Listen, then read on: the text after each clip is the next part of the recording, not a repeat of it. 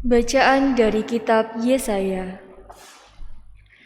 Oleh karena Sion, aku tidak dapat berdiam diri, dan oleh karena Yerusalem, aku tidak akan tinggal tenang sampai kebenarannya bersinar seperti cahaya dan keselamatan menyala seperti suluh. Maka bangsa-bangsa akan melihat kebenaran-Mu, dan semua raja akan melihat kemuliaan-Mu. Orang akan menyebut Engkau dengan nama baru yang akan ditentukan oleh Tuhan sendiri. Engkau akan menjadi mahkota keagungan di tangan Tuhan dan serban kerajaan di tangan Allah-Mu. Engkau tidak akan disebut lagi yang ditinggalkan suami, dan negerimu tidak akan disebut lagi yang sunyi. Tetapi engkau akan dinamai yang berkenan kepada Tuhan, dan negerimu akan disebut yang bersuami. Sebab Tuhan telah berkenan kepadamu, dan negerimu akan bersuami.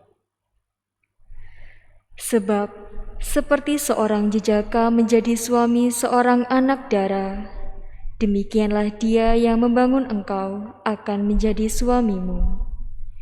Dan seperti seorang mempelai girang hati melihat pengantin perempuan, demikianlah Allahmu akan girang hati atas engkau. Demikianlah sabda Tuhan. Syukur kepada Allah.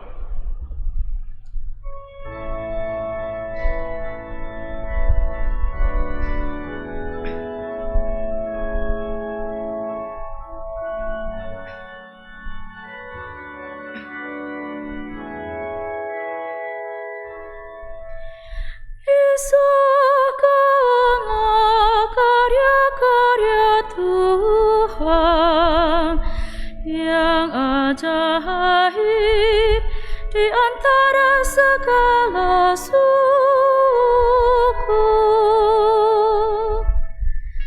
Kisahkanlah karya-karya Tuhan yang ajaib di antara segala suku. Nyanyikanlah lagu baru bagi Tuhan. Menyanyilah bagi Tuhan, ya seluruh bumi. Menyanyilah bagi Tuhan, pujilah namanya. Kisahkanlah karya-karya Tuhan yang ajaib di antara segala suku. Kabarkanlah dari hari ke hari keselamatan yang datang daripadanya. Ceritakanlah kemuliaannya di antara bangsa-bangsa. Kisahkanlah karya-karyanya yang ajaib di antara segala suku.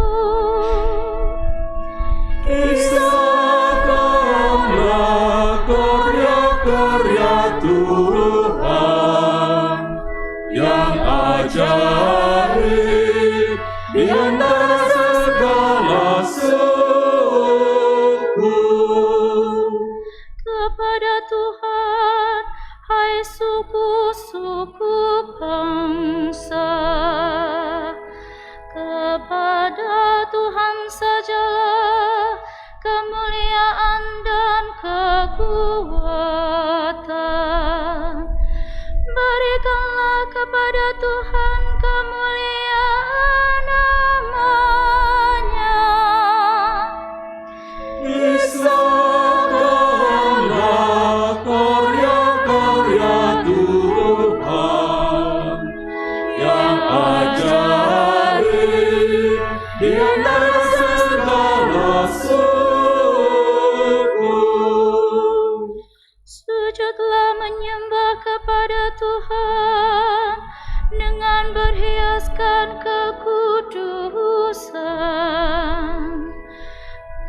bergetarlah di hadapannya, hai seluruh bumi.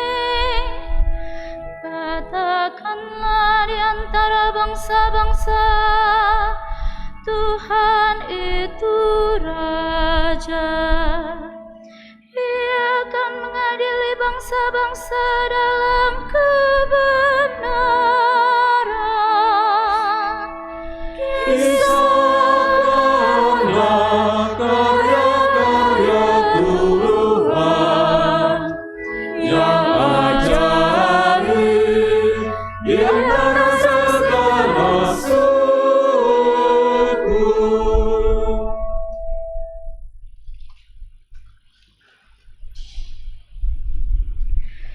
Bacaan dari surat pertama Rasul Paulus kepada jemaat di Korintus. Saudara-saudara, ada rupa-rupa karunia, tetapi hanya ada satu roh. Dan rupa-rupa pelayanan, tetapi hanya ada satu Tuhan. Dan ada berbagai-bagai perbuatan ajaib, tetapi Allah adalah satu, yang mengerjakan semuanya dalam semua orang. Tetapi kepada tiap-tiap orang dikaruniakan pernyataan roh untuk kepentingan bersama. Kepada yang seorang, roh memberikan karunia untuk berkata-kata dengan hikmat, dan kepada yang lain, roh yang sama memberikan karunia berkata-kata dengan pengetahuan. Kepada yang seorang, roh yang sama memberikan iman, dan kepada yang lain, ia memberikan karunia untuk menyembuhkan. Kepada yang seorang, roh memberikan kuasa untuk mengadakan mukjizat, dan kepada yang lain, ia memberikan karunia untuk bernubuat, dan kepada yang lain lagi, ia memberikan karunia untuk membedakan bermacam-macam roh. Kepada yang seorang, ia memberikan karunia untuk berkata-kata dengan bahasa roh, dan kepada yang lain, ia memberikan karunia untuk menafsirkan bahasa roh itu. Tetapi semuanya ini dikerjakan oleh Roh yang satu dan sama. Ia memberikan karunia kepada tiap-tiap orang secara khusus, seperti yang dikehendakinya. Demikianlah sabda Tuhan. Syukur.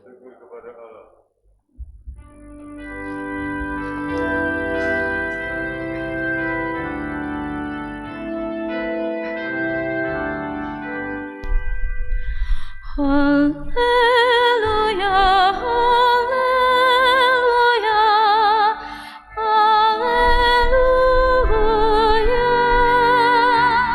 Haleluya, haleluya, haleluya. Allah telah memanggil kita lewat Injil, supaya kita memperoleh kemuliaan Yesus Kristus, Tuhan kita. Haleluya, haleluya, haleluya.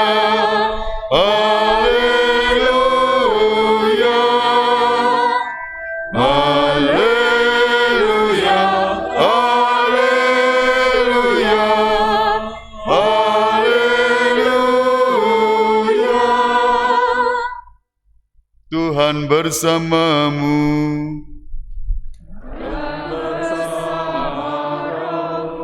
Inilah Injil suci menurut Santo Yohanes.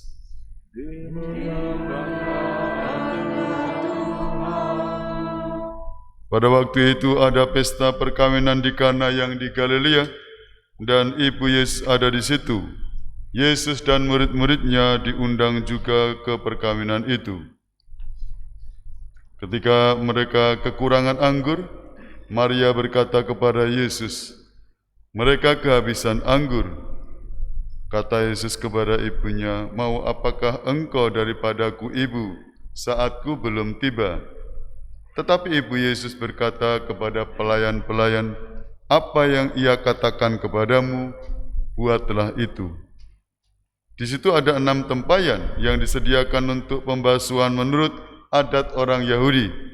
Masing-masing isinya 2-3 buyung. Yesus berkata kepada pelayan-pelayan itu, isilah penuh tempayan-tempayan itu dengan air. Dan mereka pun mengisinya sampai penuh.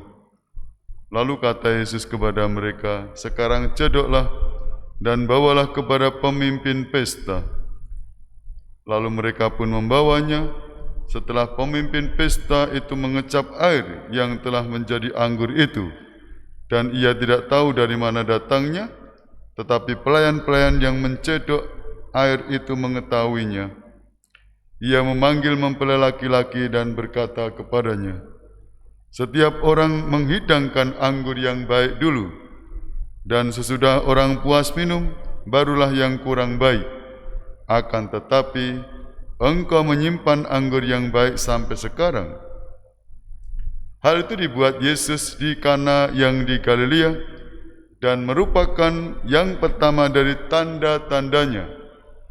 Dengan itu, Yesus telah menyatakan kemuliaannya, dan murid-muridnya percaya kepadanya.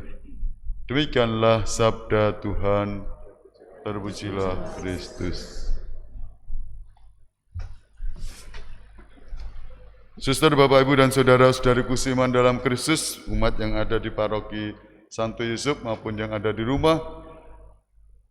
Ya, baru saja kita merayakan Natal, merupakan pesta keluarga, bukan?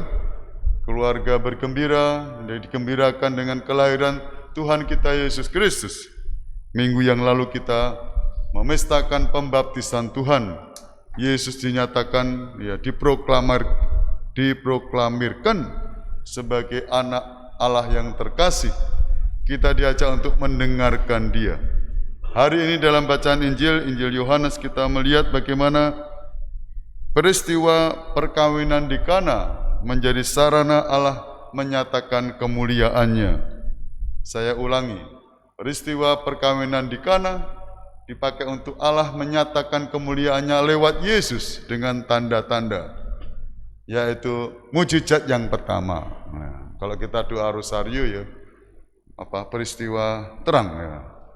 Yang pertama pembaptisan Tuhan, yang kedua peristiwa Kana, mengubah air menjadi anggur.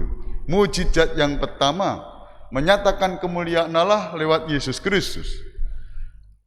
Kalau dilihat percakapan Maria ibu Yesus dengan Yesus tadi, nampaknya, ya, sepertinya Yesus menjawab, saatku belum tiba. Ibu, mau buat apa? Saatku belum tiba. Tapi Maria percaya.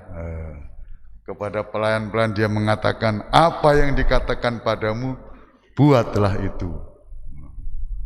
Seorang ibu beriman, ya, tahu melihat, ya, belum saatnya. Tapi Maria melihat dengan percaya. Apa yang dikatakan kepadamu, buatlah itu. Deng deng deng, loh deng deng deng apa? Pada waktu itu terjadilah mujizat yang pertama. Ya. Air berubah menjadi anggur yang bagus. Ya. Peristiwa perkawinan yang menggembirakan sempat terjadi krisis karena mereka kekurangan anggur. Oh, bagaimana nih kalau pesta kok kekurangan anggur itu?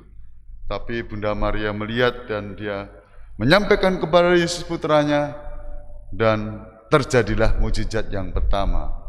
Di sini kita bisa melihat, ya, salam juga dalam peristiwa perkawinan Allah yang hadir dan Maria. Maka gereja menyatakan ada kalimat per Mariam ad Yesum, ya. Melalui Maria kita sampai kepada Yesus. Peran Maria bagi gereja tidak diragukan. Seorang ibu beriman yang membantu kita untuk mengalami keselamatan lewat Yesus Kristus, ya, Tuhan kita. Bapak, Ibu, dan saudara-saudariku seiman dalam Kristus, anugerah, kelimpahan rahmat kehadiran Allah yang dalam kemuliaannya kita rasakan dalam pesta Natal, berikut juga pembaptisan Tuhan, dan kini dalam peristiwa perkawinan di Kana yang menyiratkan bagaimana kita juga diundang untuk mengalami kehadiran Allah yang menyelamatkan itu bersama Maria.